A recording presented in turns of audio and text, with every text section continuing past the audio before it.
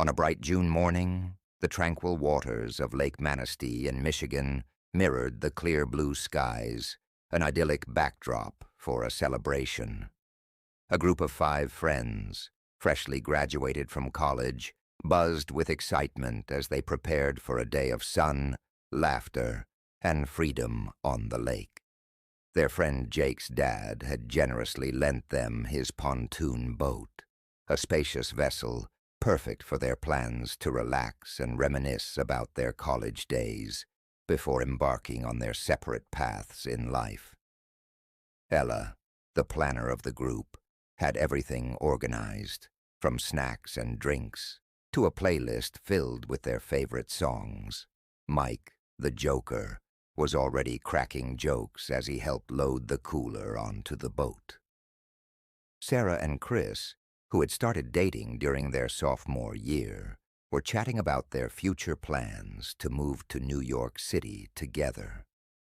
Jake, proud to share his dad's boat, was more subdued than usual, perhaps feeling the weight of expectations now that school was over. The friends set off under the early afternoon sun, the boat gently rocking as they navigated through the calm lake waters.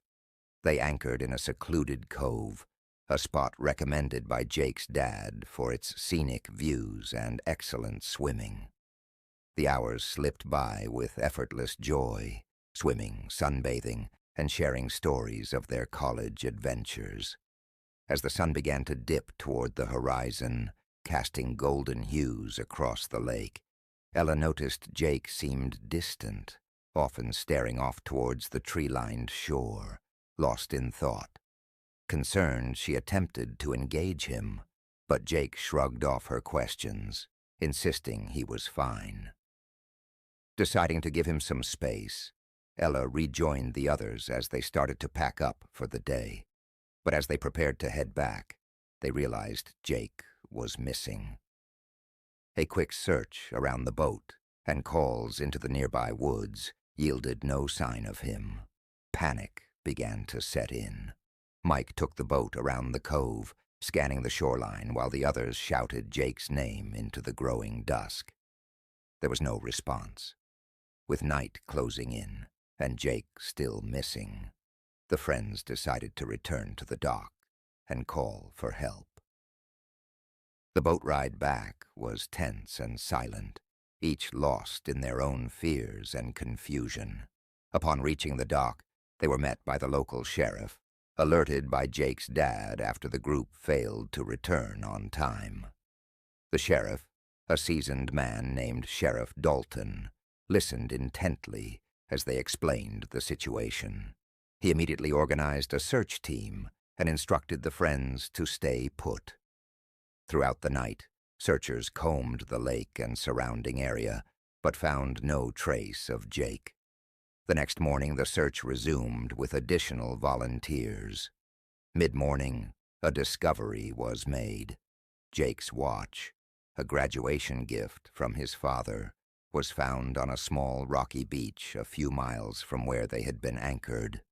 This clue intensified the search efforts, but no further evidence was found that day, nor in the days that followed.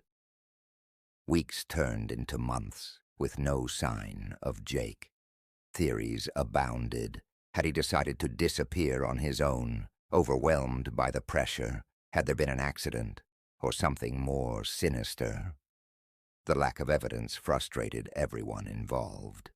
The mystery of Jake's disappearance hung heavily over the group, straining their friendships and changing their lives forever. Years later, the incident at Lake Manistee remains one of the local area's most puzzling mysteries. Every year on the anniversary, the friends, now scattered across the country, return to the lake, hoping for closure that has yet to come. They place flowers on the water, a tribute to their missing friend, and a reminder of the day that joy turned to sorrow in the echoing expanse of the Michigan waters. In the vibrantly tumultuous late 1960s, nestled among the sprawling hills of Los Angeles, A charismatic, yet deeply disturbed musician named Elijah Quinn became a magnet for young, disillusioned souls. His enigmatic presence and persuasive rhetoric drew them into his fold in the secluded Laurel Grove Canyon. They formed what became known as the Grove family, adopting the name not just from their hideaway, but for the pseudo-familial ties they believed bound them together. Elijah preached a fusion of free love, doom-laden prophecies, and revolutionary ideologies, ideas that resonated with his followers, but thinly veiled more sinister intentions. Beneath his guise of communal harmony, Elijah harbored a vindictive disdain towards the music industry, which had dismissed his artistic expressions as deranged and incoherent. His unrelenting resentment was fueled further by a series of rejections from music producers, reinforcing his delusional belief in his own messianic significance. Transformed under Elijah's dominion, the Grove family evolved from a haven for societal outcasts into a cult-like enclave steeped in darkness. Elijah concocted visions of an imminent race war he termed Spiral Descent, purporting it would herald societal upheaval and necessitate his leadership in the aftermath. Propelled by these warped visions, he plotted a series of violent acts designed to pin blame on political rivals. As the summer of 1969 reached its zenith, Elijah's sinister plotting led to a grim directive. He ordered 3 of his most devout followers, Kara, Vincent, and Jessica, to execute a savage assault that would horrify the city and trigger his prophesied chaos. Their target was the opulent residence of a famed record producer who had once embarrassed Elijah by rejecting his music during a highly publicized audition. On a stifling August evening, the trio approached the producer's Benedict Canyon estate, equipped with knives and driven by a fanatical fervor. The residence was unexpectedly serene, following the conclusion of a lavish party, with only a few guests remaining, including a renowned actress, her filmmaker husband, and a visiting playwright. The night descended into barbarity as Kara, Vincent, and Jessica mercilessly carried out Elijah's orders. By dawn, the house was a scene of unimaginable horror, with the producer, actress, and 2 others brutally murdered. The shock of these killings reverberated through Los Angeles and beyond as investigators unraveled the gruesome details. The Grove family had left enigmatic symbols and messages at the crime scene, intensifying the horror and mystery of their acts. Police soon linked the murders to the Grove family, piecing together clues from former members disturbed by the group's evolution and slip-ups by Elijah's disciples. The ensuing trial captivated the nation, laying bare Elijah's manipulative prowess and the depth of his followers' brainwashing. Elijah Quinn and his principal acolytes were convicted on multiple counts of murder and conspiracy. Throughout his trial, Elijah remained unrepentant, using the spotlight to propagate his apocalyptic visions, solidifying his legacy as a manipulative and murderous cult leader. The Laurel Grove murders have since lingered in the annals of Los Angeles history as a dark reminder of the perils posed by charismatic figures wielding malevolent influence.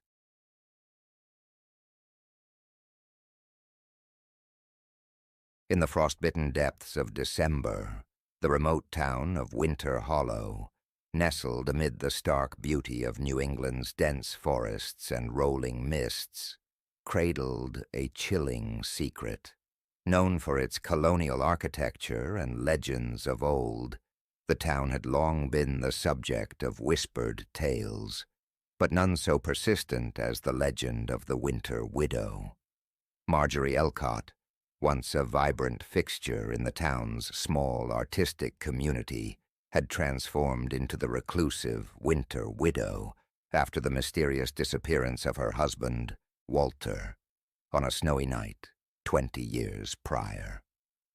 Left to wander her dilapidated Victorian mansion on the outskirts of town, her sorrow seemed woven into the very air, and children dared each other to glimpse her shadow behind dusty windows. The case of Walter's disappearance had grown cold with time, his fate relegated to local lore, and Marjorie to her lonely vigil. That was until a frost-covered manuscript, bound in faded leather, was discovered in the attic of the Elcott mansion during an estate sale following Marjorie's quiet passing. The manuscript, titled Whispers of Winter Hollow, was a collection of short stories by Walter, previously unknown to the townsfolk or literary scholars.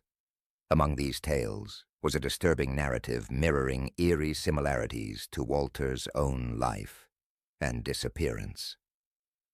In vivid, haunting prose, it described a man tormented by visions of entities lurking within the mists of Winter Hollow, entities that whispered promises of immortality through the veil of death. The protagonist, driven mad by these visions, ultimately vanishes on a snowy evening, pursued by shadows that were as much a part of the town as the trees and fog. The discovery of the manuscript reignited interest in Walter's unsolved case. Local authorities reopened the investigation, led by Detective Clara Redwood, who had grown up hearing tales of the Winter Widow. Clara's approach was methodical, scrutinizing the manuscript for clues and re-interviewing townsfolk who had known the Elcotts. Among these was Helen Avery, a childhood friend of Marjorie who recalled unsettling changes in Walter's demeanor before his disappearance. He had become obsessed with local folklore, often wandering the woods at night, notebook in hand, Helen said. Delving deeper, Clara directed a search of the woods where Walter was last seen. It was there, beneath a gnarled old oak, that the ground revealed its secret, a shallow grave marked by an unassuming stone, within which lay the remains of Walter Elcott, the pages of his last story scattered around him like a macabre mosaic. Forensic analysis suggested that Walter had died of exposure, lost and alone, but the arrangement of his manuscript pages around his body hinted at a different story, a ritualistic, possibly self-imposed fate, driven by his disturbed mind. As Clara pieced together the evidence, it became clear that Walter's belief in the mythical entities of Winter Hollow had consumed him, blurring the lines between reality and the supernatural. His manuscript was both his confession and his legacy, a chilling masterpiece born from the depths of his unraveling psyche. Whispers of Winter Hollow was published posthumously, casting a new light on the legend of the Winter Widow. The townsfolk of Winter Hollow began to see the tale not just as a ghost story, but as a tragic narrative of loss, obsession, and the haunting allure of immortality. The whispers of Winter Hollow continue, more alive than ever, a reminder that sometimes the most chilling stories are those that tread the thin line between the ethereal and the real.